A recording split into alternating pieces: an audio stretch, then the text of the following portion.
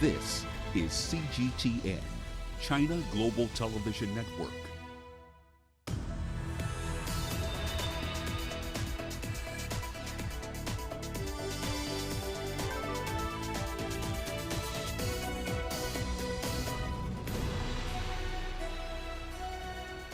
Hello there, welcome to this edition of Global Business Africa. In the course of the hour, we'll run through all the business news stories you need to know about from Africa and beyond. It's quite a bit to get through, but first, a quick run through the markets. Yes, there is some trading going on after the holidays. Here's the thing though, the Nasdaq Composite is on an absolute tear at the moment. It's 9,018 points, building essentially the record number that it set barely 24 hours ago. That's going to be an interesting one to follow in the course of the hour. Massive jump, of course, following essentially this entire week. That brings its year-to-date gains to about 36%.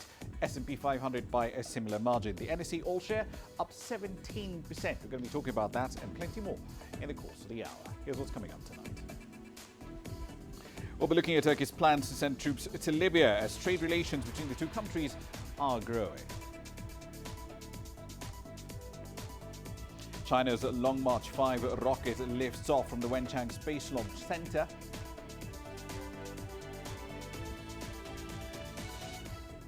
And we'll introduce you to an entrepreneur who's bridging the gap between smallholder farmers in Liberia and global markets.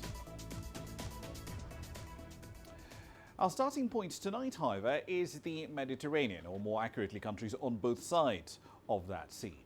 Turkey's involvement in the ongoing conflict in Libya is no longer a secret, but President Recep Tayyip Erdogan's announcement of a possible troop deployment to Tripoli now raises the stakes in a conflict that has already sucked in regional and Western powers as well. Take a look.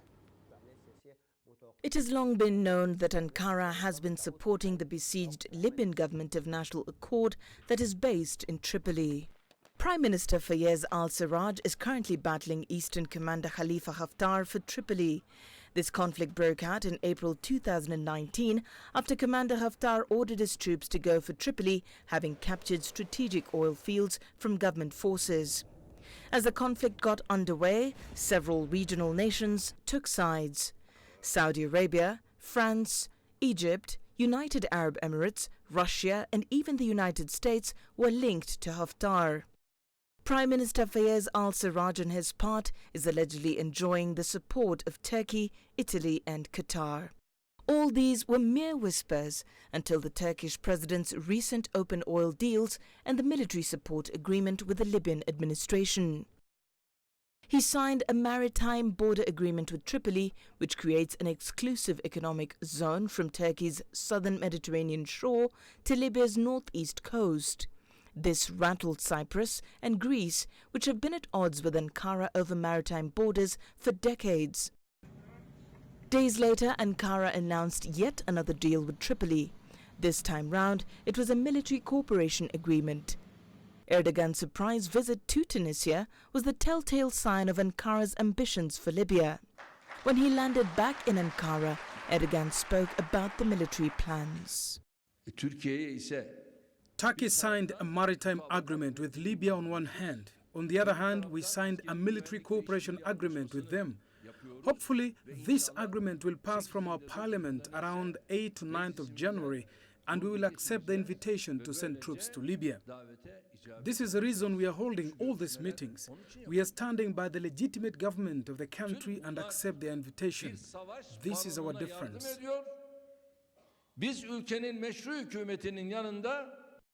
It was not surprising, for the Libyan government has previously acknowledged receiving arms from Ankara, including these Kirpi armoured vehicles. However, putting Turkish boots on the Libyan soil could be an escalation of the situation. It will be the first time that a foreign army is participating in the conflict since America, France and the UK bombed Gaddafi out of Tripoli in 2011. Currently, President Erdogan is at loggerheads with the US over plans to acquire Russian missile defense systems. Being a NATO ally, the US sees this as a betrayal of the cause. Recently, the Turkish president was forced to back down from a military incursion into eastern Syria after Russia hardened its position over the move. The Trump administration negotiated the deal. Now, Libya is looking up to be yet another frontier for Ankara to collide with her former and present allies, including Russia, which is said to be on Khalifa Haftar's side. It could be a tough situation, especially if Haftar's supporters also send in their troops. Foreign powers fear that Libya could be yet another ground for proxy wars, wars that allow terrorist elements to regroup and flourish. President Erdogan's fluid relationship with regional and foreign powers fits into the long history of Turkey. In the run-up to the Crimean War, then Prime Minister of Britain, John Russell, is said to have described the Ottoman Empire as the sick man of Europe. The name has stuck up to now. Well, the Ottoman Empire is the present-day Turkey, and Erdogan seems to be walking that talk. Laura Walubengo, CGTN. All right, so let's explore the trade and the commerce side of this geopolitical proxy war in more detail with Mikhail Baldavid. She joins us now live from Istanbul with more data. So President Erdogan says troops will be sent to Libya, he says at Tunisia's request. But do we have any more details on the number of troops that will be sent and what their mission will be?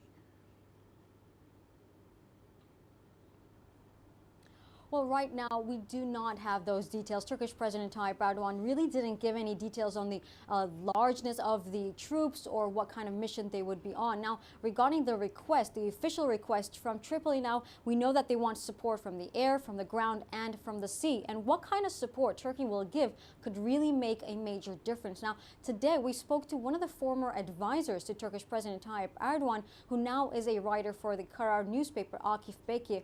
And he explains that his expectation is not that Turkish troops would really be at the forefront of the conflict fighting on the ground, but rather have other roles in the conflict if they are sent to Libya, if that is approved by the Turkish parliament as expected by Turkish President Tayyip Erdogan. But what kind of role they would have, whether Turkey would send a frigate there, whether Turkey would send F-16 fighter jets or a large troop, that would really make all the difference, and that could make a difference for the conflict in Libya as well. Ramah Nyang? Indeed. So Turkey, though, is a major net importer of all the energy that it does consume. But looking at the trade data between it and Tunisia and what we can find on Libya, I mean, its imports from Tunisia are a tiny, tiny fraction of total imports. So what explains this country's interest in what happens across the Mediterranean in Tunisia and in Libya? Well, really, this is in line with Turkey's strategic goals in the region. Turkey wants to become a powerhouse in the region. And this agreement that Turkey signed with the GNA, the Government of National Accord, the maritime agreement, really creates a massive economic potential for Turkey.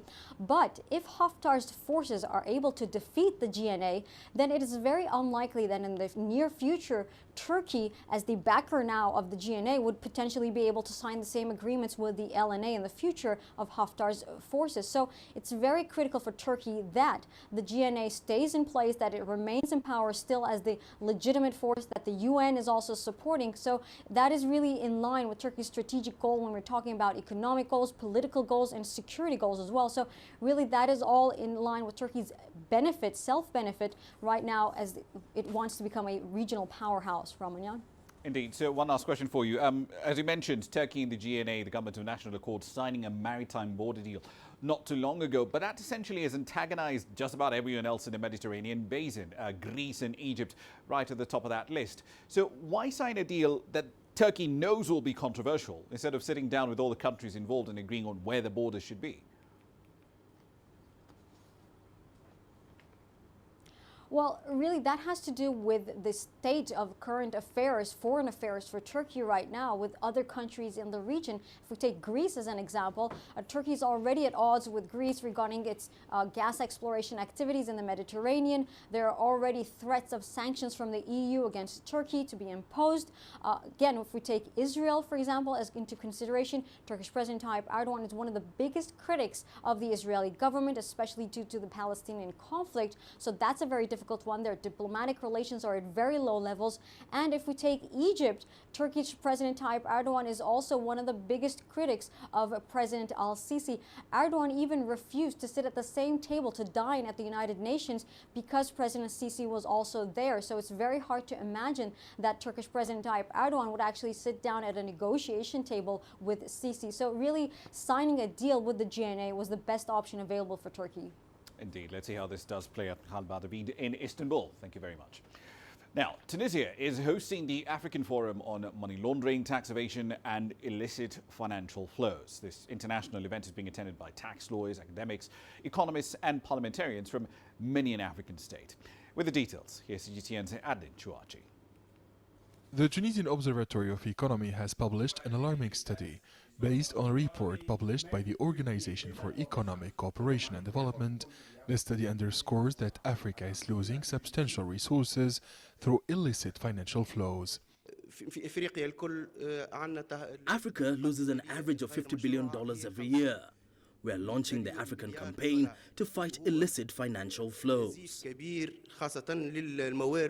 Experts noted that the African continent lost between 2003 and 2014 more than $1.4 billion because of illicit financial flows. This constitutes one of the major handicaps to the mobilization of resources in Africa. We could avoid public development aid and finance basic social services with this money. Africa is rich in resources, but poor in management and the distribution of these resources. Participants also shed light on the amount of money that can be lost as a result of tax evasion and tax avoidance practices. Accordingly, the digital economy can facilitate this phenomenon through its business model. For example, subscription-based model.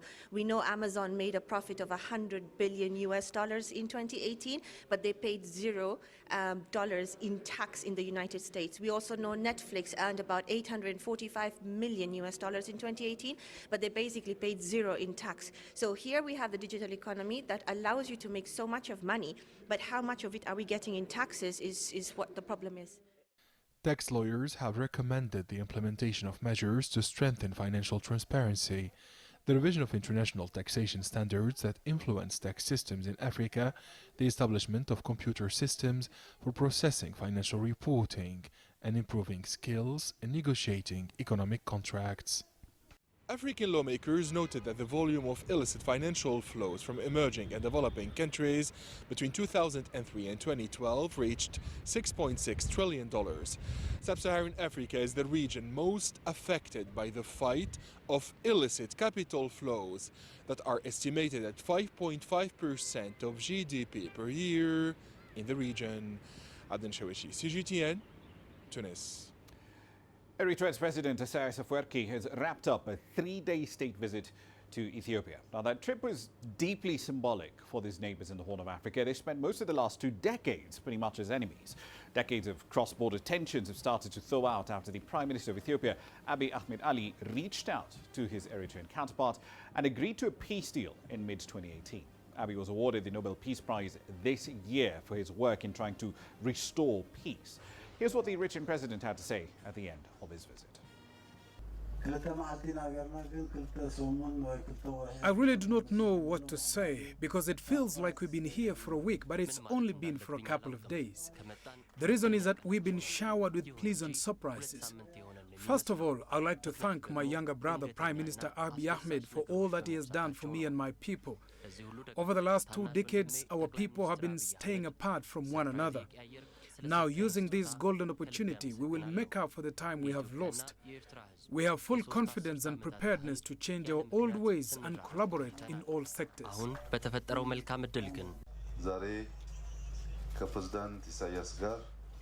These past couple of days, President Isaias and I have visited so many places. We have realized there are lots of areas that Ethiopia and Eritrea can use as an opportunity for economic cooperation. We can strengthen our ties through infrastructure development, industry, agro-processing, as well as manufacturing. Today we give this plot of land for the construction of the Eritrean embassy in Addis Ababa.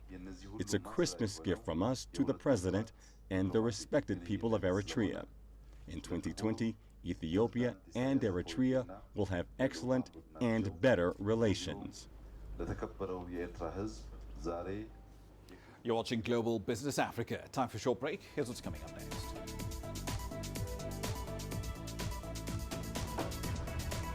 Nigeria LNG announces a much-anticipated investment decision in a new LNG plant. And Zambia's state-owned power utility has gotten approval to raise power prices by as much as 200%. The world economy as we know it is about to change. Global business reports highlight emerging markets, developing countries, and dynamic sectors worldwide. We feature top analysts and newsmakers to provide perspectives on every facet of business. From an on-the-ground perspective, we provide you with balanced and objective assessments. Fast, sharp, and insightful. Global Business, only on CGTN. Africa is the nexus of enterprise, and Global Business will tell you why it matters. From the mega investment projects to multi-billion-dollar mergers and acquisitions. Africa today collects, just in terms of revenues from taxes alone, $545 billion a year. If you take 10% of that and you devote it to the energy sector, problem solved. All this on Global Business, weekdays at this time on CGTN.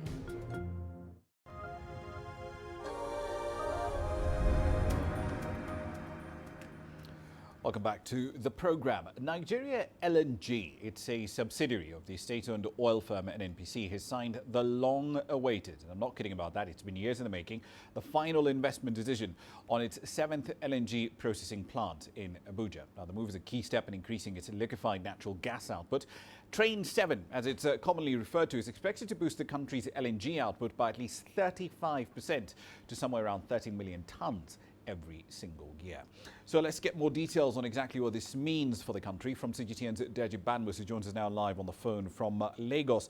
Deji, Nigeria's been talking about Train 7 for years now, ever since Train 6, I believe, came online in 2007.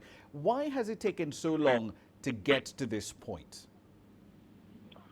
Well, Ramah, of course, the shareholders didn't disclose the reason why it took very long. But, you know, as you would expect, investment decisions in the oil and gas industry are not easily made. So I think it took a very long time because naturally you would expect that the shareholders would all want guarantees and assurances and all of that for things to be cleared. And I also think that, you know, the absence of the petroleum industry deal too, I mean, petroleum industry law now would have been part of the reasons. But eventually, the most important thing is that now it has been signed, and of course, it took a long time in coming. At some point, there were last-minute delays, and but going forward, everyone is excited to see this happen. The Nigerian government is excited to see it happen, and you know, the government is looking at the potential now of this agreement that has been signed. We're talking about, as the head of the LNG now said, 12,000 direct jobs will be created, apart from the fact that, you know, this will take the production capacity of Nigeria now in terms of gas now to, as you said, 30 million metric tons per annum. So 12,000 direct jobs, about 40,000 indirect jobs. And the expectation is that it will cement Nigeria's position now as the fifth gas producer in the world. So it's a potential that everyone is looking at, and you know, everyone expects that hopefully, you know, now that the agreement has been signed, that the train itself will come on stream in the next 5 years. Right. So, as you say, the idea is to have this train to come online in 5 years, but we know what happens with projects of this size. Sometimes they're way off target or way over budget. Does the industry think that 5-year target is feasible, and how much will it cost Nigeria to get there? Well, the total project cost is around $12 billion. That's what we've been told. We do not know how much each of the shareholders now will be bringing to the table. Those details have not been spelled out clearly to the public now. Now, as to the feasibility of the project, you just have to look at the situation with the other trains. For instance, it didn't take long for Train 6 to come on stream. Train 5 as well didn't take long. So the expectation is that this may not take too long. So, but you know, with the oil and gas industry, nothing is predictable. It's not. You just can't tell. It might happen maybe in the next 4 years. It might go beyond the 5 years. You know, the 5 year stipulated period. We just have to wait and see. But I think if the shareholders are able to, you know, bring the cash as quickly as possible, then I think this. Before that next 5 years, I think we're likely to have a Train 7 common stream. And from what we have seen from the various stakeholders, it would appear they are very determined. The Nigerian government, through the NMDC, is determined to ensure that this happens. So, and you know, Nigeria has been trying to diversify to gas as well, looking at the huge potentials inherent in gas. So, the expectation is that this would happen very quickly.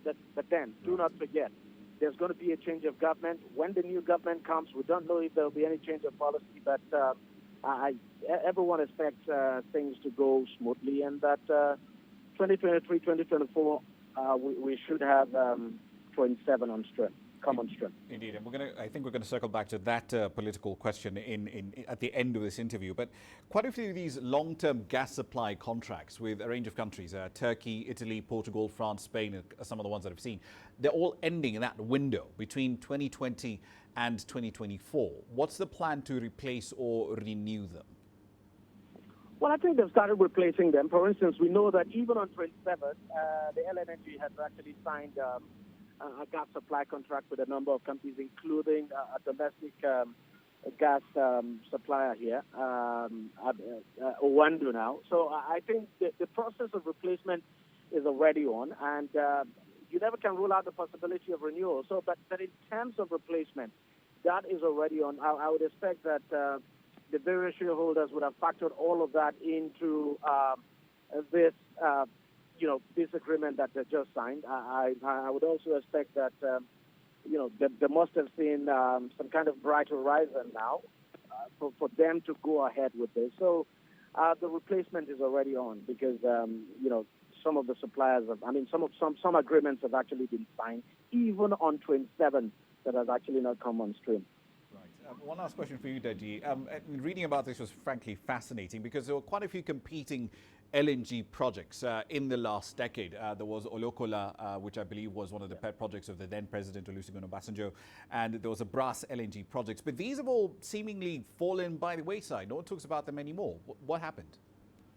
Yeah, it's part of the politics we're talking about. I mean, you're very correct. Those projects came, they were birthed by President Olusegun Obasanjo, but subsequent governments did not take it seriously. The whole thing got bogged down by bureaucratic bottlenecks and all of that.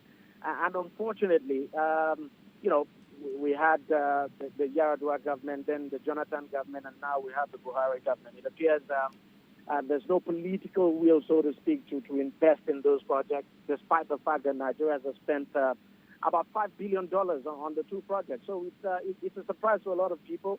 Well, fact is that political commitment is not there, and that's what people are really scared of. That if there's a change of government, what happens? So we just have to wait and see. Maybe when the tenure of this government terminates, whichever government comes after this might decide to revive the project, because fact is a lot of money has gone down those two projects, and it just would not make sense to spend around $5 billion on those two projects and then you allow them go to waste the way they've gone to waste. It's really a very bad one, and I think it's something that the government will have to revive. Unfortunately, even the shareholders, because you know, as we have in the case of LNG now, Shell is also involved, ENI is involved, Total is involved.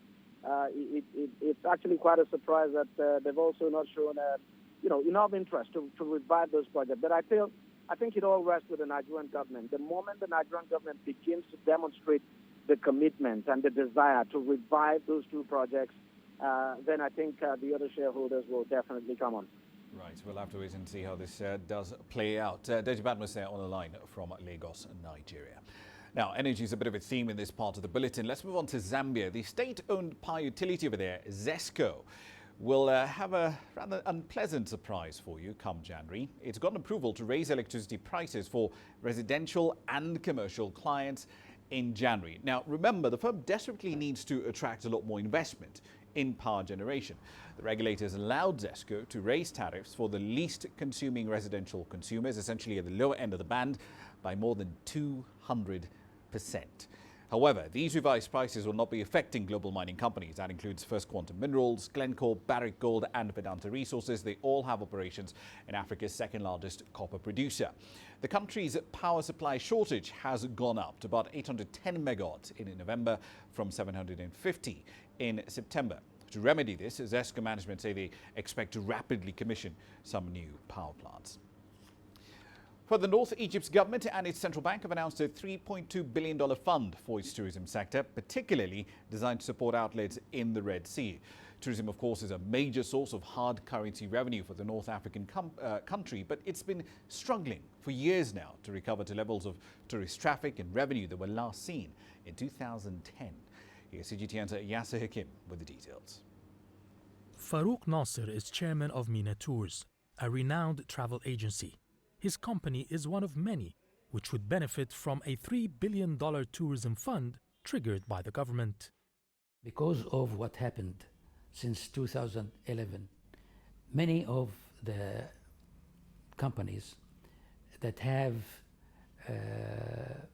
hotels in the Red Sea area suffered severely because of the ban from the UK and Russia on traveling to Egypt. Consequently, the occupancy rates went below sustainable levels, and most of these hotels and investors suffered very big losses. Consequently, what is being done now is to help stop this bleeding, relieve part of these debts, reinstate the good credibility of these companies and help them start again. Tourism inflow had hit record numbers in 2019. It exceeded 11 million visitors. The fund will be involved in trying to raise this number further. This initiative by President Sisi and the central bank is going to be geared towards developing and upgrading the infrastructure of the tourism sector. Infrastructure meaning the facilities, the training of personnel, and the transportation systems. Once the initiative is applied and the innovations take place, there will be an unprecedented boost in the inflow of tourism. The signs are positive for the future. In December, two important markets, the UK and France, lifted a ban on Sharm el-Sheikh, allowing flights to resume to the Red Sea resort city. According to officials here, the plan is to attract 20 million visitors a year in the next 5 years, up from the current 11 million. Yas Hakim for CGTN, Cairo. Now, 2019 did see some rather unique inventions and interesting applications of smart tech from Nigeria to South Africa and just about everywhere in between. Here's our take on what stood out in Africa and beyond. Yeah, this is where I source of my materials. 2019 saw breakthroughs in innovation in both Africa and the rest of the world. In Nigeria, an 18-year-old uses discarded waste to make inventions for everyday use. He has managed to channel his inner Einstein to build a digital microscope and an electronically controlled water fountain using an old camera and a straw. The young Nigerian has around 15 inventions to his credit and aspires to be an aeronautical engineer. He hopes his inventions will have an impact in Nigeria's innovation sector in the future. South Africa became the third African country to have its first functional Bitcoin ATM in June. The country has the most sophisticated financial services sector in Africa and has been the front-runner in cryptocurrency taxation on the continent. This is in contrast to its neighbor, Zimbabwe, which has banned banks from dealing in cryptocurrency payments and transactions. The Bitcoin ATM industry, however, continues to flourish, with the US accounting for close to 3,500 of the global total. Echo, turn off kitchen lights and turn on living room lights. Finally, smart technology is now in your home. Echo, play music. Lotus, which is a smart home platform, has transformed more than 40 markets in North America, providing apartment buildings with a gateway that seeks to seamlessly integrate smart tech. The apartments come with motion sensors, a smart thermostat, smart lighting, and even a smart speaker. Innovation and technology have shaped the way we live, think, and trade money. It is hoped that the year 2020 will change more lives for the better. Echo, next track. Okay. Alexandria Majala for CGTN. Now, before we head into a short break, here's CGTN's Penina Karibe exploring some of the game changers, in our view, across the continent this year.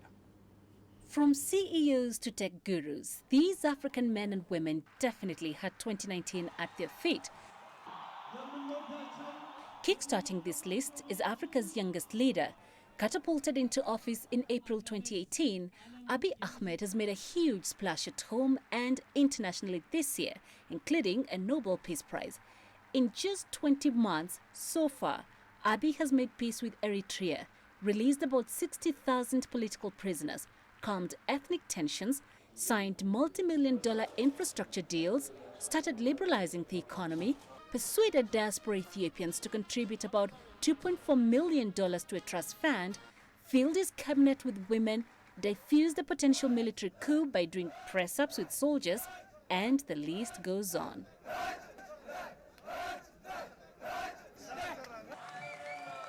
On his part, Eliud Kipchoge was simply in a league of his own in 2019. The Kenyan Olympic champion became the first athlete to run a marathon in less than 2 hours. The historic 1.59 challenge saw a peak viewing figure of over 779,000 consecutive live streams. Kipchoge is also the 2019 Athlete of the Year. Let's talk movies now. Nigeria's leading lady, Genevieve Nnaji, was a force to reckon with this year. With her directorial debut, Lionheart, 2019 saw Nnaji contribute immensely to Nigeria's multi-billion-dollar movie industry. The film is currently the first original film from Nigeria screening to Netflix subscribers across the world. Ntuli Nkube may not have realized quite what he was letting himself in for when he took the job of Zimbabwe's finance minister in September last year. But fast forward to today, Nkube has cut spending. He's laid out policies designed to wean Zimbabwe off the US dollar and restore monetary sovereignty. Well, with that in mind, here's a stellar collection of other African personalities, from bankers, entrepreneurs to innovators, who put Africa on the global map this year.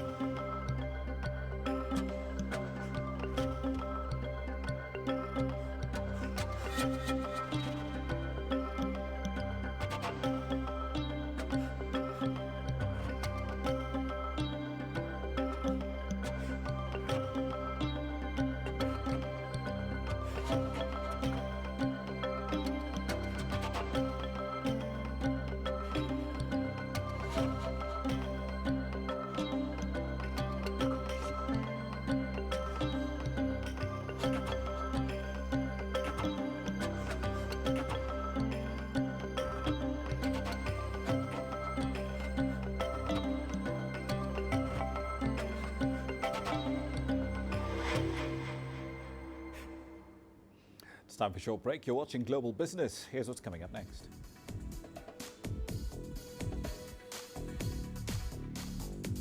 China's Long March 5 heavy lift vehicle finally has a successful launch.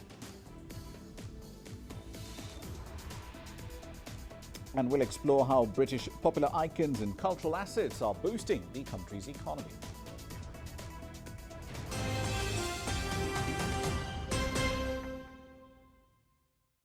Business in Africa is at a crossroads.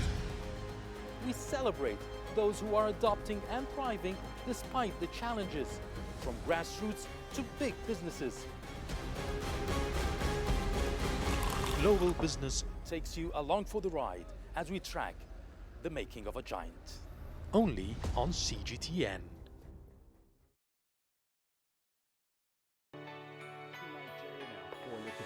data to the country. The country's foreign currency reserves. With a dedicated and diverse team of anchors, CGTN now brings Africa to the palm of your hand.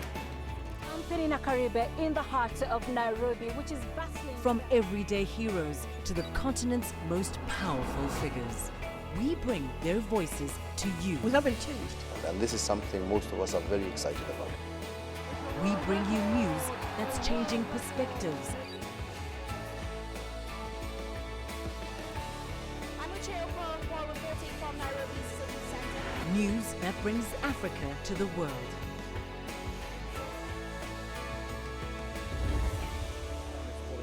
CGTN. See the difference.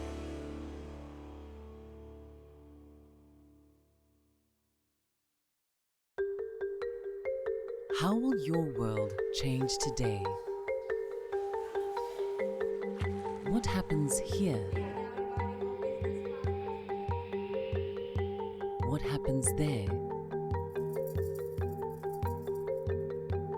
Or what do you make happen for yourself? If it matters to you, it matters to us too. Your stories are the stories that need to be told. Africa Live. Find your voice.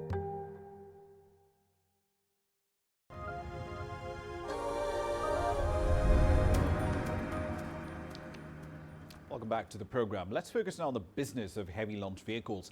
China's Long March 5 rocket has successfully lifted off from the Wenchang Space Launch Center in Hainan Province. It was launched at about 12:45 GMT.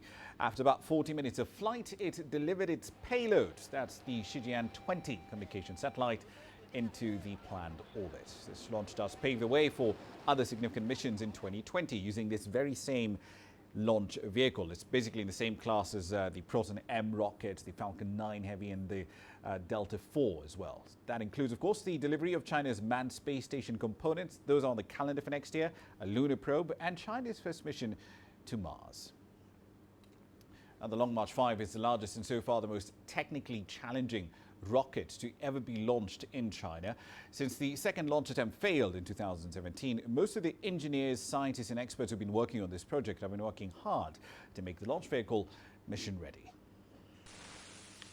A space launch is a combination of systematic engineering and includes the production, launch and monitoring of the rocket. Since the engine failed in the second Long March 5 rocket in 2017, scientists at the China Aerospace Science and Technology Corporation have been researching and improving every aspect of its engine over the past 900 days. We have gathered experts from our aerospace corporation as well as university experts to research and improve the engine's technology. There have been more than a dozen tests on the ground so far. More than a dozen assessments have been improved. After the rocket was transported to Wenchang Space Launch Center, all the engineers at the site have been working around the clock to make their final preparations. Many engineers say that compared with the previous launch, they are more cautious this time. We have prepared more emergency plans this time, and the plans have been drilled many times in case of any emergencies. There is evidence and work that can be carried out in an orderly manner. China has been developing the Long March 5 rocket for over 10 years. Launching such a rocket requires more detailed on-site coordination and preparation. Our team is in charge of operations, plans, commands, and dispatches. We are part of the systems engineering. Prior to this mission, all of our staff conducted 2 ground drills. Before the final launch, Chen Shaojiang and his team were among the last group to evacuate from the launch pad. They say they must ensure that all ground preparations for the launch are in place before they leave. Over the past 900 days, we have made a lot of technical improvements and made sure the propellant reserves more reliability and safety. The overall status of the launch pad has been optimized. After decades of work, the engineers say China's intensive space launches demand greater levels of coordination and higher personal skills.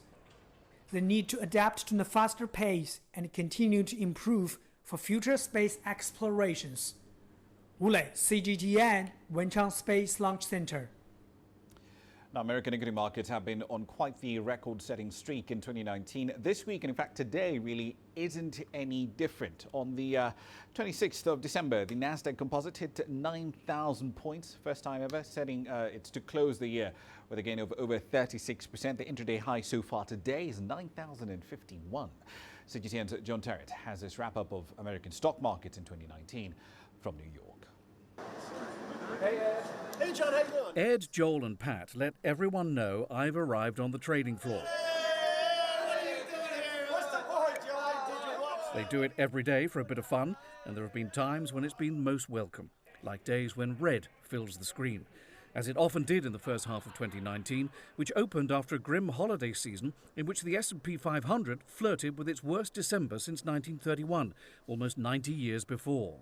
At the time, the Federal Reserve seemed determined to raise interest rates, at odds with President Trump, who'd been tweeting for rate cuts. Wow, I mean, what a difference when we thought of 2019. We expected rate hikes galore. But it all turned out differently. Fed Chair Jerome Powell essentially gave Trump what he wanted, 3 rate cuts in the second half of the year, though Trump, of course, still wanted more. That definitely was for a catalyst to spark the market to a new high. Earnings weren't expected to be phenomenal based on some other events that were taking place around the world. So the Fed definitely helped in the second half, spark some of these rallies.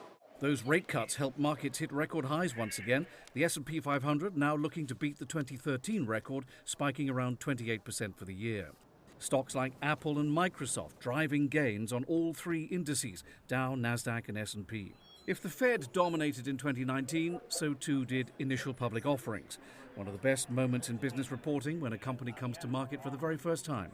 2019 has seen so many. Indeed, the Nasdaq has had almost 200 of them. Here in Times Square, you can often see Chinese management and their employees lining up to go inside for the opening ceremony as their firms come to market for the first time. Among the big ones in 2019, Douyu, or Fighting Fish in Mandarin, China's biggest streaming platform, and Luckin Coffee, a Chinese rival for Starbucks. Both Douyu and Luckin shares have risen sharply since going public here at the Nasdaq. Of course, 2 huge IPOs happened outside New York, Saudi Aramco in Riyadh and Alibaba's Asian float in Hong Kong.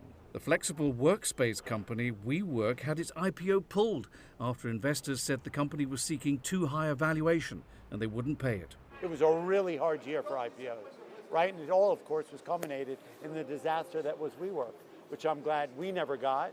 We were thrilled about that. It turned out to be a lot of smoke and mirrors. Among the biggest and best-known U.S. companies to come to market in 2019 were Beyond Meat, the plant-based alternative meat company, Chewy, the pet supply company, Fiverr, the Israeli freelance database, Levi Strauss, the denim clothing company, Peloton, the tech exercise bike, Pinterest, the digital scrapbook, Lyft and Uber, the ride-hailing companies whose shares are worth far less than at their debut. I think the IPOs that come next year are going to be more sound, have better fundamentals, and hopefully more of them will have a better earnings history already documented than some of what we've seen in the last 18 months. So what of 2020? It's likely one of the biggest IPOs of the year will be the tech-based accommodation website Airbnb. It's also presidential election year in the United States, but the market appears to have brushed off a lot of the negativity and is trading on fundamentals that seem strong. The banking giant JP Morgan Chase is predicting the S&P 500 will rise by 8% in 2020.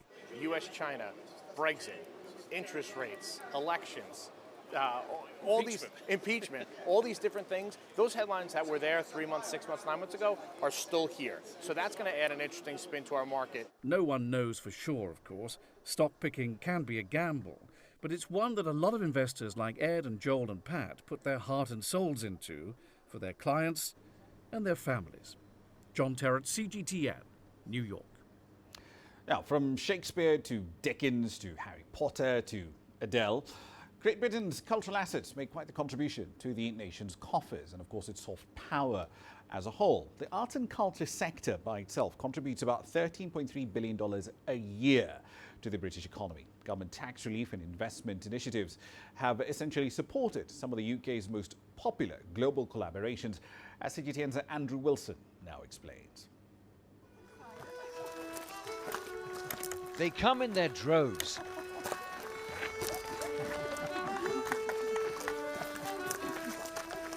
The Cushendon Caves on Northern Ireland's coast were formed over 400 million years, but it's the brief scene from Season 2, Episode 4 that draws the tourists in their hundreds every day. He's like, oh no, I've been stabbed in the stomach, I'm going to die. Oh my God. But he has a golden fist.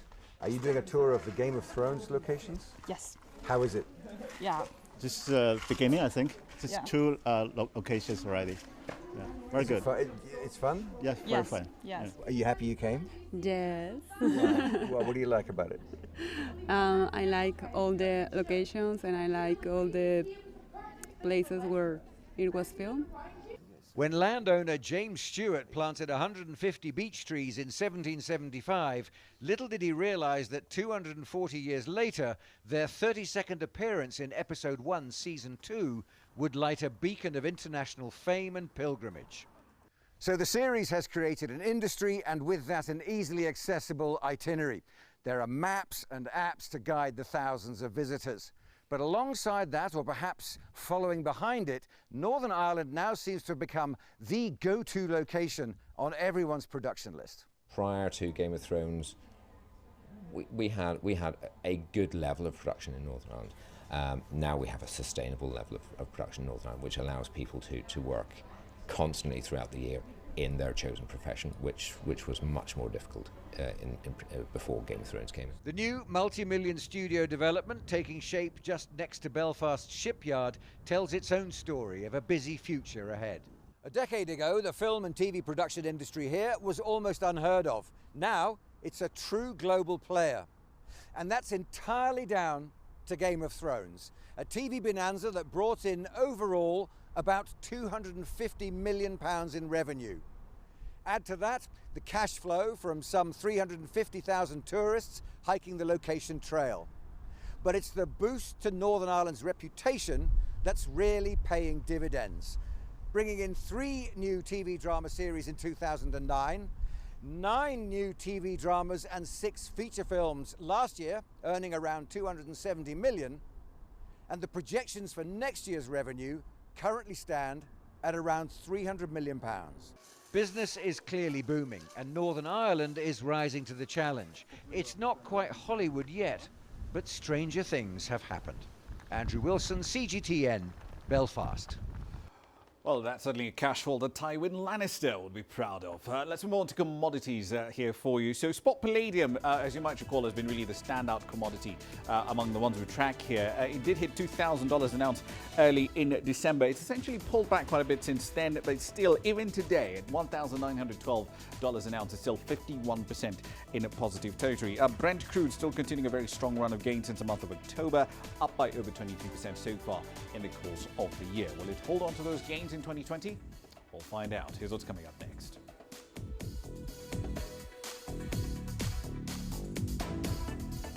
We'll bring you the story of a Liberian entrepreneur who's bridging the gap between smallholder farmers and global markets.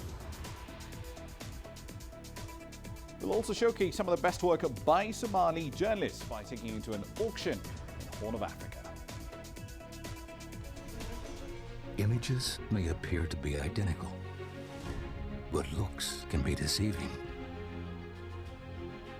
The difference is not always obvious. It has to be discovered. There are always different sides to a story. We put the focus on the details. To see more, to understand better. CGTN. See the difference. The greatest journeys. The greatest sights, the greatest adventures. Here in Qanater, this weir allows the locals to walk on water. We're far more than just TV news. We're your passport to the wonders of Africa. To bring you stories of struggle, survival and hope.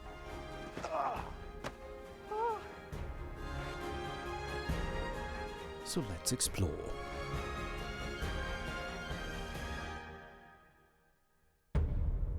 CGTN. see the difference. You don't find the stories of North Africa by sitting on the sidelines.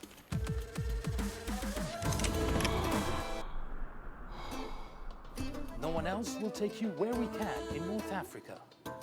And no one else will show you what it's all about. CGTN, see the difference.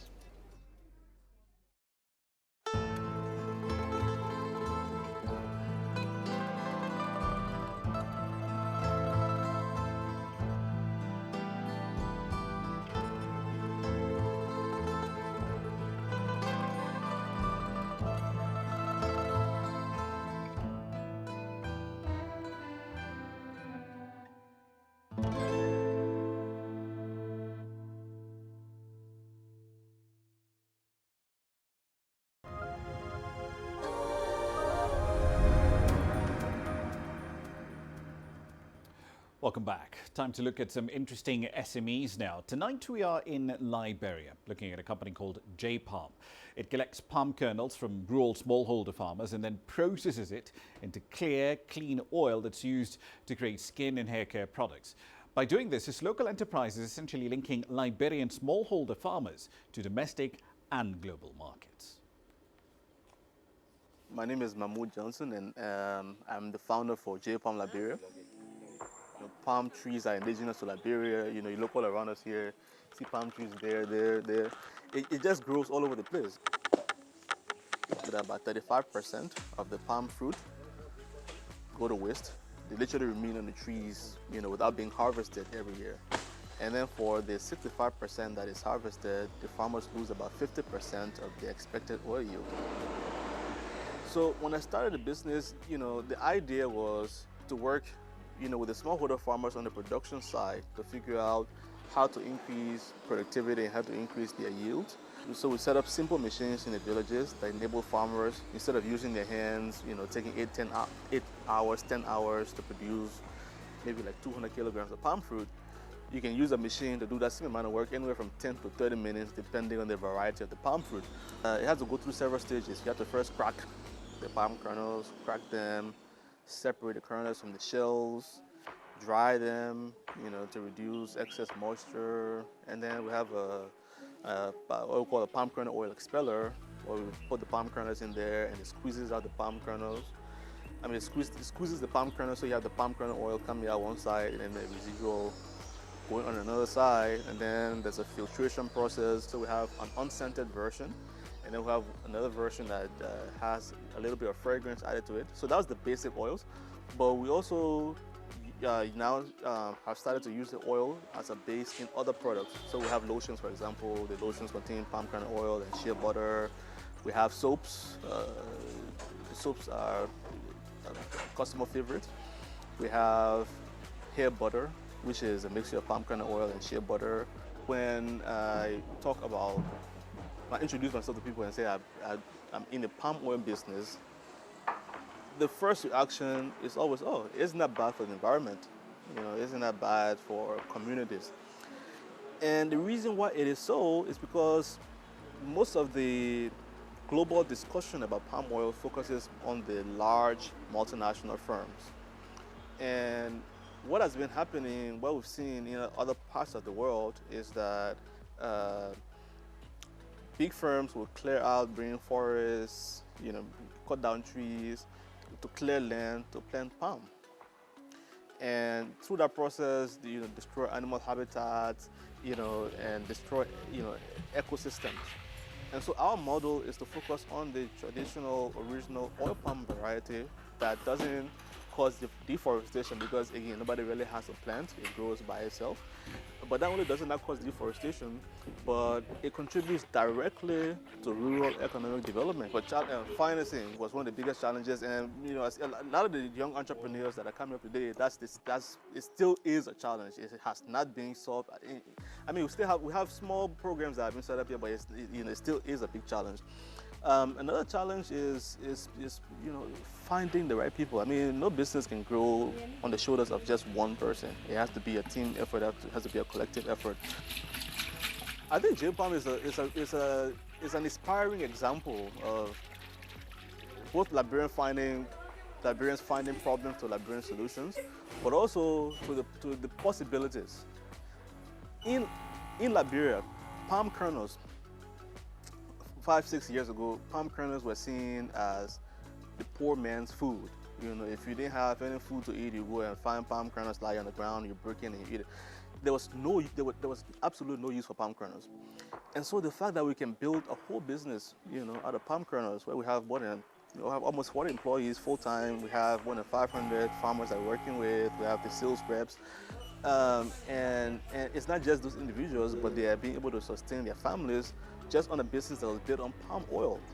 I think it is symbolic of what could happen if we really focused on adding value to the natural resources that we already have, and not just adding value, but really maximizing value. On to Somalia now, where a local initiative is providing a platform for journalists and artists in the country to showcase their best work, while also hoping to promote a more positive view of the country. Art lovers can buy any of the items on display. As CGTN's Jane Keo now reports, this is a rather unique art auction in the Horn of Africa. My Gallery is a program by local media and technology companies in Mogadishu, providing a space for photojournalists and artists in Somalia to display their beautifully captured photos and crafted paintings. The main purpose of this program, My Gallery, is to encourage the photojournalists and to show the outside world and what's truly happening in Somalia, and to focus on more positive stories, and at the same time to reward the photographers in what they have done. Intending to change narratives in the country, the work of some of the city's photographers, among them city journalists and artists, was also displayed. I am grateful to be part of this event where one of my photos was showcased. I am actually a doctor by profession, but it's heartwarming to see your work presented in front of hundreds of people. That is great encouragement. And out of them, the winners were chosen. It is a great honor for me to be among the winners of the Best Photojournalist at my gallery event. I feel happy and excited as one of my photos was purchased. I encourage other Somali photographers to use their lenses to showcase the positive side of the country. The event was also open to buyers who purchased a few of the photos that caught their attention. All this in a bid to support and encourage positive journalism in the country.